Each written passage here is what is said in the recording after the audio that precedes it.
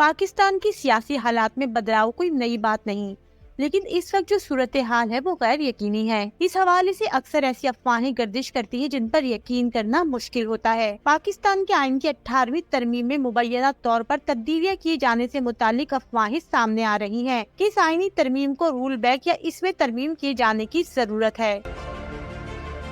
یہ افواہیں نئی ہرگز نہیں ہے، بلکہ پچھلے کئی سالوں سے اس حوالے سے باتیں کی جا رہی ہیں۔ آج سے 10 سال قبل بھی قومی اسمبلی سے 8 اپریل 2010 میں 18ویں آئینی ترمیم کی 102 شقوں کی متفقہ طور پر منظوری دی گئی تھی۔ ان شقوں میں 70ویں ترمیم کا خاتمہ، 58 2B کا خاتمہ، صوبہ سرحد کے نام کی تبدیلی اور خیبر پختونخوا رکھے جانے کی منظوری، کنکرنٹ لسٹ کا خاتمہ، مسلح افواج کے سربراہان کی تقرری کا اختیار وزیر اعظم کو منتقل کرنے جیسی ترامیم شامل تھی۔ 18ویں آئینی ترمیم میں تبدیلی یا اسے ختم کرنے سے متعلق گردش کرنے والے دعوے جہاں سوشل میڈیا پر گردش کر رہے ہیں، وہیں کچھ سیاسی جماعتوں کی جانب سے بھی یہی بات سننے کو ملی۔ اس حوالے سے مسلم لیگ نون کا نام زیادہ سامنے آیا، مگر چند دن قبل 3 دسمبر کو پاکستان مسلم لیگ نون کے سینئر رہنما احسن اقبال نے یہ واضح کیا ہے کہ مسلم لیگ نون کا 18ویں ترمیم واپس لینے کا کوئی ارادہ نہیں ہے اور نہ ہی کوئی تجویز زیر بحث ہے۔ احسن اقبال نے مزید کہا تھا کہ یہ ترمیم مکمل ہے اور ہم آئندہ انتخابات کے بعد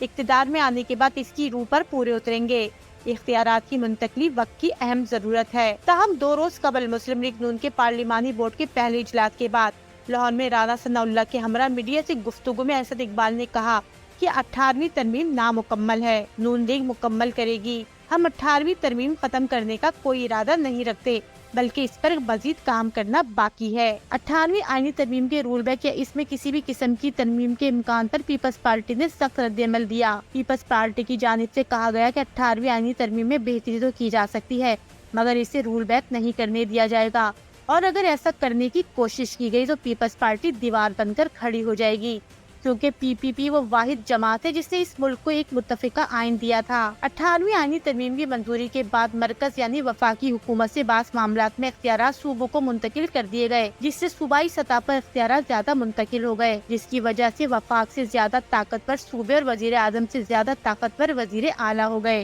اس حوالے سے سیاسی تجزیہ کاروں کا کہنا ہے کہ اس آئینی ترمیم سے سیاسی جماعتوں سے زیادہ ان اداروں کو اعتراض اور تحفظات ہیں جو پہلے مرکز کے قریب بیٹھ کر ان مسائل کو کنٹرول کیا کرتے تھے، مگر اس آئینی ترمیم کے آ جانے کے بعد سے ان کے لیے یہ کام مشکل ہو گیا ہے۔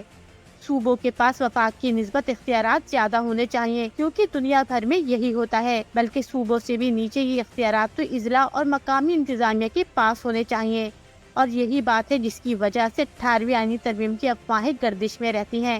کیونکہ اقتدار اور اختیار ایسی ہی چیزیں ہیں جن کی ہر کوئی چاہت رکھتا ہے۔